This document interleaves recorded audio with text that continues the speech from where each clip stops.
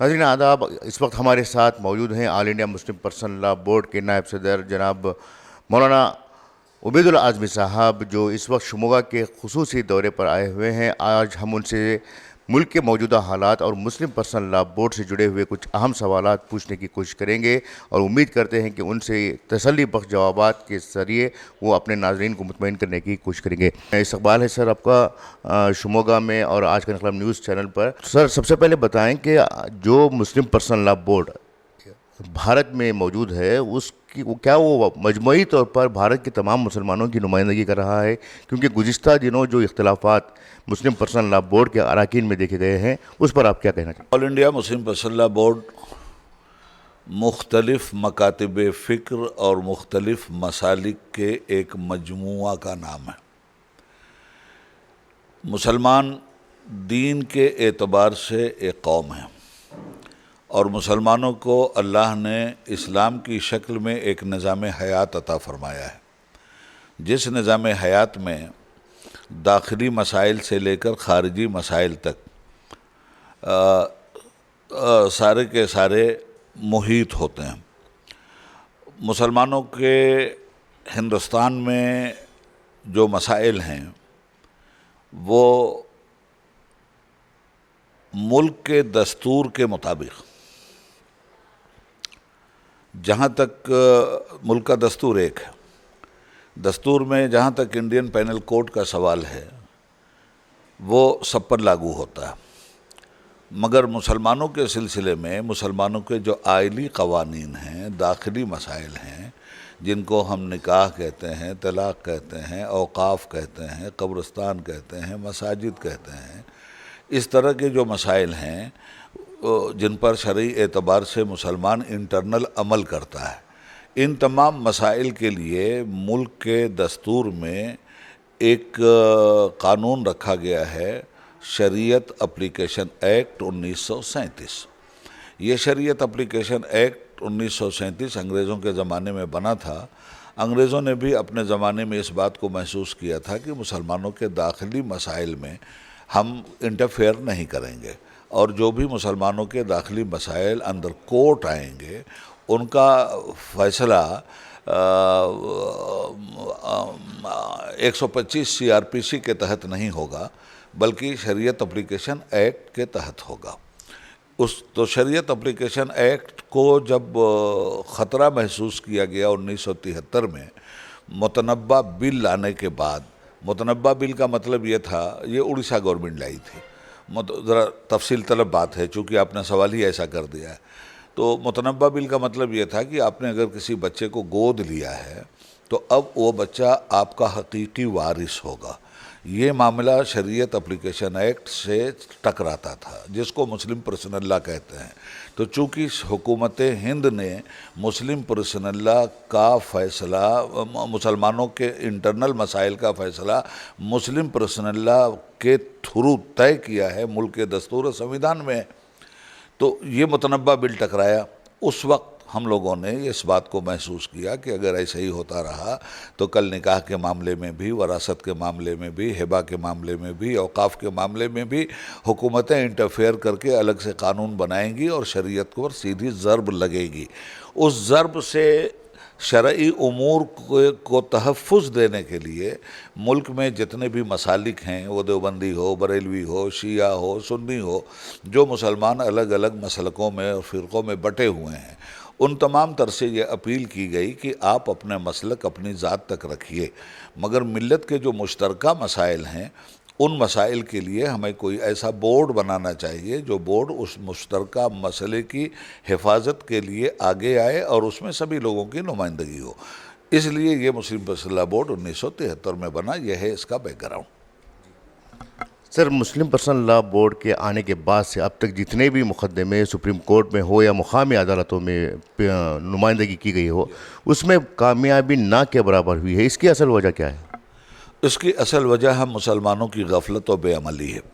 اس لیے کہ دیکھیے شاہ بانو کیس میں بہت اچھا سوال کیا آپ نے، اور آپ کا ہر سوال تفصیل طلب ہے، اس لیے تفصیلی طور پر ہی عوام تک ہم آپ کے واسطے سے اپنی بات رکھنا چاہیں گے۔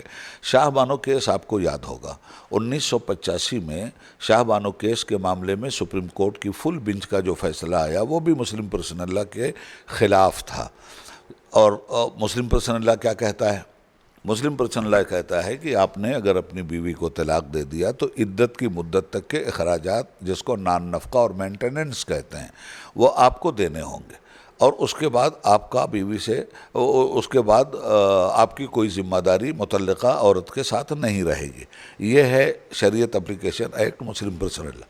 اس کے خلاف فیصلہ آیا، مینٹیننس 125 CRPC کے تحت دینا ہوگا۔ اب عوام کو آپ کے آج کے اس انقلاب کے توسط سے میں بتانا چاہوں گا کہ مسلم پرسنل لا تو یہ ہے کہ عدت کی مدت تک کے اخراجات آپ دے دیجئے، اس کے بعد آپ کی کوئی ذمہ داری نہیں، مگر 125 CRPC یہ کہتا ہے، جو فیصلہ آیا مسلم پرسنل لا کے خلاف، کہ جب تک آپ کی متعلقہ عورت مر کر ہندوستان سے قبرستان نہیں چلی جاتی یا دوسری شادی نہیں کر لیتی، تب تک آپ کو فل مینٹیننس دینا ہوگا۔ تو یہ فیصلہ جو ہے وہ سیدھے شریعت سے ٹکرا رہا تھا، اور اسی فیصلے کے خلاف اس زمانے میں آتش جوان تھا، 36 سال کی عمر تھی، اب 76 سال کی ہو گئی ہے۔ ہم نے مسلم پرسنل لا کی طرف بورڈ کی طرف سے مسلم پرسنل لا بورڈ نے ایک ملک گیر مہم چھیڑی، آپ کو بھی یاد ہوگا، اور نتیجتاً 1986 میں جولائی کا شاید مہینہ تھا، راجیو گاندھی پرائم منسٹر تھے، سپریم کورٹ کی فل بینچ کا فیصلہ شریعت اپلیکیشن ایکٹ 1937 کے تحت ڈیلیٹ کیا گیا، اور اس سے وقتی طور پر ہمیں راحت ملی۔ اب چونکہ ایک راستہ آ گیا تھا مسلم پرسنل لا میں انٹرفیئر کرنے کا، مگر ایسی حکومت اس وقت تک نہیں آئی تھی جو حکومت مسلم پرسنل لا میں انٹرفیئر کر کے دادا گیری کرے اور کسی بھی قیمت پہ مسلم پرسنل لا اور مسلمانوں کو ملک کا شہری ماننے کے لیے تیار نہ ہو، اور شریعت اپلیکیشن کی اس کے سامنے کوئی اہمیت نہ ہو۔ بدقسمتی سے آج وہ حکومت ہمارے سامنے ہے، اور اس حکومت نے اپنے ہاتھ پیر اچھی طرح سے پھیلانے شروع کر دیے ہیں۔ مسجدوں پہ بلڈوزر، غیر قانونی کارروائی قانون کے نام پر، مسلمانوں کی موب لنچنگ، ٹرینوں میں چلنے والے مسلمانوں کے اوپر گولیوں کی برسات، گویا نفرت کا ایسا بیج بویا گیا، اور یہ نفرت کا کینسر ملک کی اکثریت کے دل و دماغ میں آپ کے خلاف اس طرح سے ڈال دیا گیا کہ لفظ مسلمان ہی ایک گالی بن کر کے آج کے دن رہ گیا ہے، اور نتیجے میں لوگوں کو سستی شہرت پانے کے لیے آسان طریقہ ہو گیا کہ مسلمانوں کو ٹی وی پہ آ کے ایک دن گالی دے دو، ہندوستان کے سب سے بڑے سورما کی حیثیت سے اپنا نام رجسٹر میں نفرت کے نوٹ کروا لو۔ انہی حالات کے ابھی یہ حالات چل ہی رہے ہیں کہ اب مدارس کا مسئلہ آ گیا، مدرسوں پہ ایک گاچھ گری، اس کے بعد اب دیکھیے وقف ترمیمی ایکٹ آپ کے سامنے آ گیا، جو کل پارلیمنٹ میں ٹیبل بھی کر دیا گیا ہے۔ وقف کا معاملہ بھی سیدھے مسلم پرسنل لا سے جڑتا ہے اور شریعت اپلیکیشن ایکٹ کے تحت آتا ہے، اور مسلم پرسنل لا بورڈ کا جو آپ نے سوال کیا پورے ملک کے مسلمانوں کی نمائندگی کے سلسلے میں، تو مسلم پرسنل لا بورڈ کا دائرہ کار اس سلسلے میں محدود ہے۔ محدود کا مطلب صرف آئلی قوانین تک مسلم پرسنل لا بورڈ کی اپنی ذمہ داریاں ہیں کہ وہ دیکھے گا۔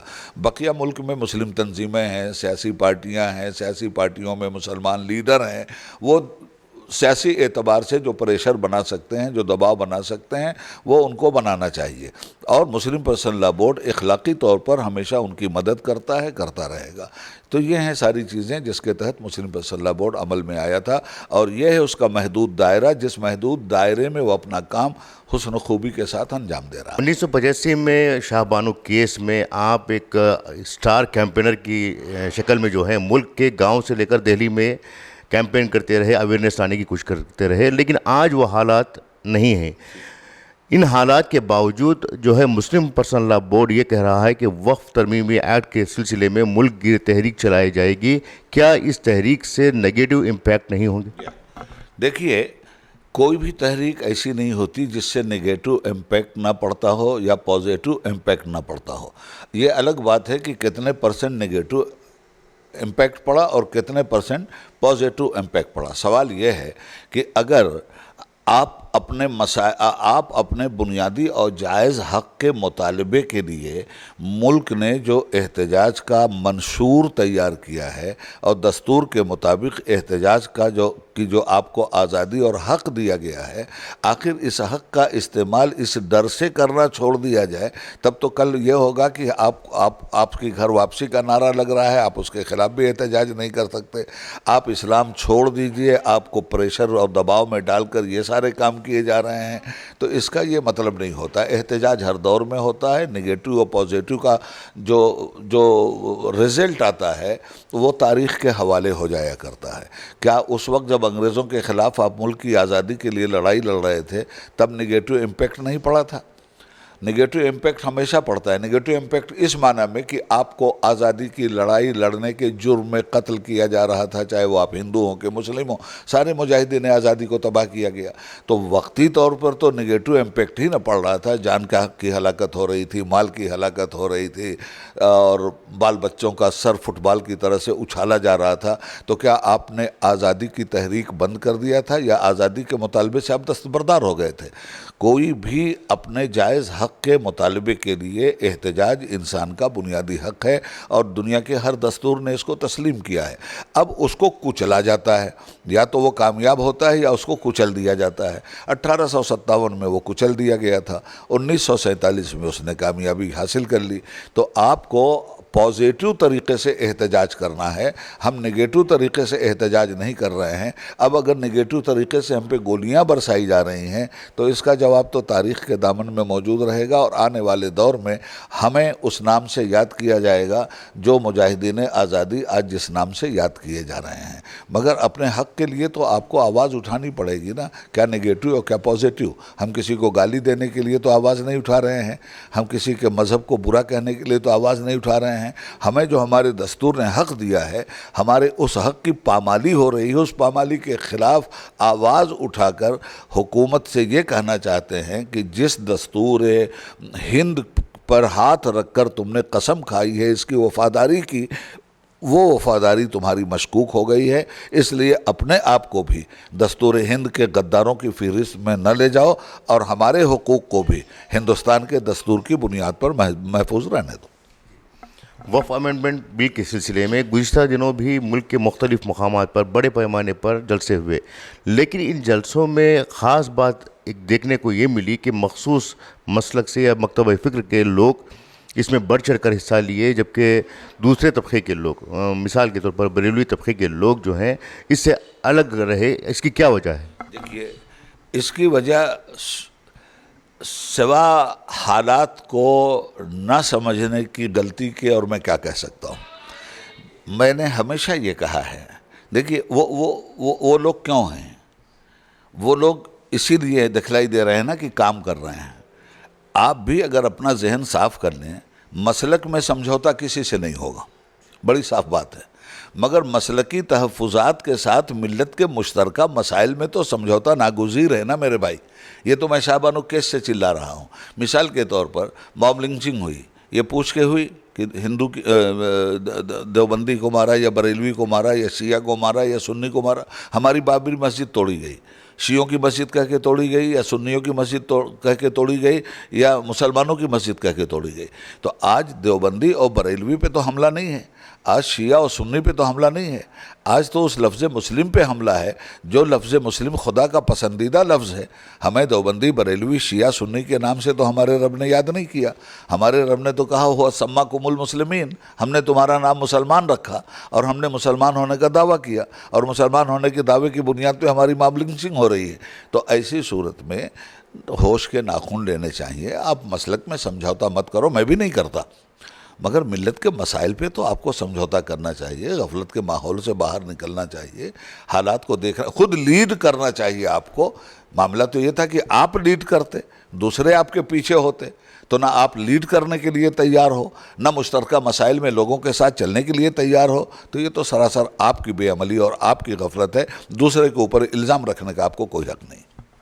ابھی وقف امینڈمنٹ بل میں نتیش کمار اور چندر بابو نائیڈو خاموشی اختیار کرنے کی تیاری کر رہے ہیں. اس پر مسلم پرسنل لا بورڈ کیا ان کو دوبارہ ریمائنڈ کرنے کی کوشش کرے گا؟ مرتبہ تو بورڈ ان لوگوں سے مل چکا ہے اور بورڈ نے یہ کہہ دیا ہے کہ صاحب دیکھیے 30 تاریخ کیلنڈر کی آخری تاریخ نہیں ہوتی, اس کے بعد پھر پہلی تاریخ آ جاتی ہے. تو یہ آپ کا الیکشن کوئی آخری الیکشن نہیں ہے جس میں آپ چیف منسٹر بنے ہوئے ہیں. اس کے بعد پھر آپ کو عوام کے سامنے جانا ہوگا, اور جس عوام نے آپ کو چیف منسٹر بنایا ہے اس میں مسلمانوں کی بہت بڑی کارکردگی ہے. تو کیا آپ چاہیں گے کہ خود اپنے اقتدار سے آنے والے دنوں میں ہاتھ دھو لیں؟ اگر ہمارے مسائل کے تحفظ کے لیے آپ تیار نہیں ہیں تو ہم آپ کے سیاسی اقتدار کے لیے کہاں تک ہم آپ کا ساتھ دیں گے؟ پھر ایسی صورت میں آپ اس جال میں پھنس جائیں گے فرقہ پرستوں کے, جس جال میں وہ آپ کو آج خوبی کے ساتھ پھنسا رہے ہیں. اور آپ تھوڑے سے پیسوں کی لالچ میں اگر آنے والے دنوں میں اپنے مستقبل کی حتیائی کرنا چاہتے ہیں تو آپ کی مرضی. ہم تو جھیل رہے ہیں, جھیلیں گے, لڑ رہے ہیں, لڑیں گے, یہ دستوری حق ہے ہمارا. مگر آپ یہ بتائیے کہ آپ کی یا تو وہ پارٹی توڑ دیں گے جیسا کہ بی جے پی ہمیشہ کرتی ہوئی آئی ہے. آپ وہی تو ہیں چندرا بابو جی جس کو ابھی تھوڑے دن پہلے جیل کی ہوا کھانی پڑی تھی. آپ کو کس نے جیل بھیجا تھا؟ کس کے اشارے پہ آپ جیل گئے تھے؟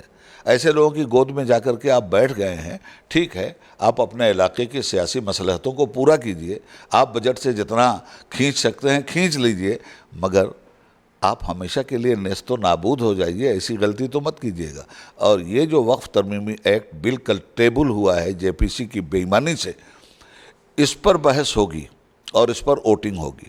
تو جس طرح کل ہماری بات آپ کی سمجھ میں آئی تھی, آج بھی ہم بہت محبت سے آپ کو سمجھا رہے ہیں کہ اس کو سمجھ لیجئے اور اس ووٹنگ سے الگ ہٹیے اور اس بل کی مخالفت کیجئے.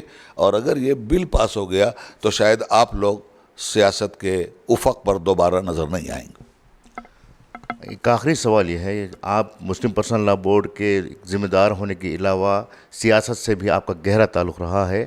اس وقت بھارت کے مختلف سیاسی جماعتیں جو اپنے آپ کو سیکولر کہتی ہیں وہ مسلمانوں کو یوز کر رہی ہیں, اس کا متبادل کیا ہو سکتا ہے؟ یہ اسی وقت نہیں یوز کر رہی ہیں, یہ یوز کرنے کا معاملہ جو ہے وہ 1952 سے ہے. مگر ان پارٹیوں میں کم سے کم سننے کی صلاحیت موجود تھی اور آپ کے مسائل پہ توجہ دینے کی بھی صلاحیت موجود تھی. میں یہ نہیں کہتا کہ آپ کے حقوق ملے ہیں. آپ نے تو ان بھیک منگوں کو ہمیشہ کروڑ پتی, ارب پتی, راشٹرپتی تک بنایا, مگر انہوں نے آپ کے پاس جو کچھ تھا وہ بھی بہت ہی سیکولرزم کے نام پر میٹھی گولی دے کر کے آپ کو ہمیشہ ختم ہی کیا ہے. کوئی پازیٹیو رزلٹ آپ کے حق میں نہیں دیا گیا ہے. تاہم مسئلہ اس وقت صرف روٹی روزی تک نہیں ہے, بلکہ روٹی روزی سے الگ ہٹ کر دین و ایمان تک بات جا پہنچی ہے. اور مسلمان معلوم ہے آپ کو کہ سب کچھ برداشت کر لے گا, دین و ایمان کے ساتھ سمجھوتا مسلمان نہیں کر سکتا. لاکھ مسلمان بد عمل اور بد کردار ہو, اس کے باوجود اس مسلمان کے اندر ایمان کا اتنا کرنٹ بھائی صاحب موجود ہے کہ وہ اپنے ایمان کا سودا تو نہیں کر سکتا. آج اس کے ایمان پر وقت آیا ہے. ایسی صورت میں ان پارٹیوں کی خاموشی ان پارٹیوں کے لیے زہر حلاحل ثابت ہوگی, اور میں سمجھتا ہوں کہ یہ پارٹیاں ناخن تدبیر لیں گی اور اس گرہ کو سلجھانے کی کوشش کریں گی. کرناٹک کے گزشتہ اسمبلی انتخابات کے دوران آپ نے جے ڈی ایس کے لیے تائید کی تھی, اس کے لیے کیمپین بھی کیا تھا, لیکن آج وہی جنتا دل جو ہے سیکولرزم سے ہٹ گئی ہے. تو اس سلسلے میں کیا آپ نے دیو گوڑا سے کچھ بات کی ہے, اپنی رائے, اپنے موقف ان کے سامنے رکھا ہے؟ میں نے مکمل طور پر اپنا موقف ان کے سامنے رکھا اور یہ کہہ کے رکھا کہ جس طرح سے مجھے آپ نے اپنے منتریوں کو بھیج کر کے مجھ پہ فورس کیا کہ جنتا دل سیکولر ہے, یہ آپ اس کے آل انڈیا وائس پریزیڈنٹ بن کر اس کو مضبوط کیجئے. اور میں نے بھی یہ محسوس کیا تھا کہ کرناٹکا میں ایک متبادل رہنا چاہیے, کانگریس کو بے لگام گھوڑے کی طرح سے نہیں چھوڑنا چاہیے, اس لیے کہ بے لگام گھوڑے کی طرح سے جس کو چھوڑا گیا ہے اس نے ہمیشہ بے لگامی ہی کا مظاہرہ کیا ہے. تو ایک بیلنس بنانے کے لیے یہاں جنتا دل سیکولر کی ضرورت تھی. میں نے اس چیز کو سیاسی اعتبار سے محسوس کیا تھا, اور انہوں نے بھی کبھی کوئی ایسا کام نہیں کیا, اس لیے کہ انہوں نے اپنے زمانے میں مسلمانوں کے ریزرویشن کو بھی وہی لائے تھے. اس لیے حسن ظن کی بنیاد پر میں نے کوشش کیا تھا کہ اس کام کو آگے بڑھایا جائے, سیاسی اعتبار سے استحکام پیدا ہو. مگر جو ہی انہوں نے ان تمام باتوں کو نظر انداز کر دیا, اسی دن میں نے بھی اس پارٹی سے اپنے آپ کو الگ کر دیا. اس وقت ملک کے مسلمانوں کو آپ کیا پیغام دینا چاہیں گے کہ تعلیمی شعبے میں آگے آنا چاہیں گے چاہنا چاہیں گے یا پھر روزگار کے معاملے میں؟ دیکھیے، مسلمانوں کے جو معاملات ہیں یا کسی بھی انسان کے معاملات، انسان صرف جسم کا پتلا نہیں ہے. اس کا جسم اسی وقت تک حرکت کرتا ہے جب تک اس کے اندر زندگی موجود ہوتی ہے، اور زندگی جسم کا نام نہیں ہے، زندگی اس روح کا نام ہے. یہ میں جو بول رہا ہوں یہ عبید اللہ اعظمی نہیں بول رہا ہے، یہ زبان نہیں بول رہی، یہ زبان کو ایک آلہ بنا دیا گیا ہے اس زندگی کے بولنے کا، آنکھ کو آلہ بنا دیا گیا ہے اس زندگی کے دیکھنے کا، کان کو آلہ بنا دیا گیا ہے اس زندگی کو سننے کا. جس دن زندگی آپ کے بدن سے نکل گئی اس دن آنکھیں تو ہیں، دیکھ نہیں سکتے، منہ تو ہے، بول نہیں سکتا، کان تو ہے، سن نہیں سکتا.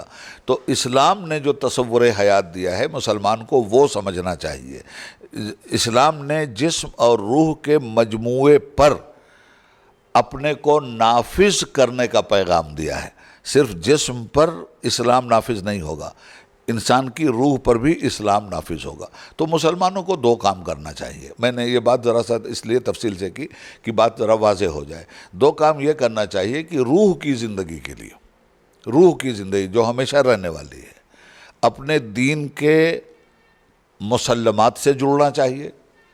جمعہ ٹو جمعہ کی حرکت چھوڑ دینا چاہیے. عیسائیوں کے ہاں عبادت کا تصور سنڈے ٹو سنڈے رہ گیا. بدقسمتی سے ہمارے ہاں جو اکثریت ہے اس کا بھی عبادت کا تصور جمعہ ٹو جمعہ گیا. اس سے مسلمان کو ہٹنا چاہیے اپنی روح کو طاقتور بنانے کے لیے، تاکہ جسم کے اوپر اگر مصیبت بھی آئے تو روح اس کو جھیل جائے.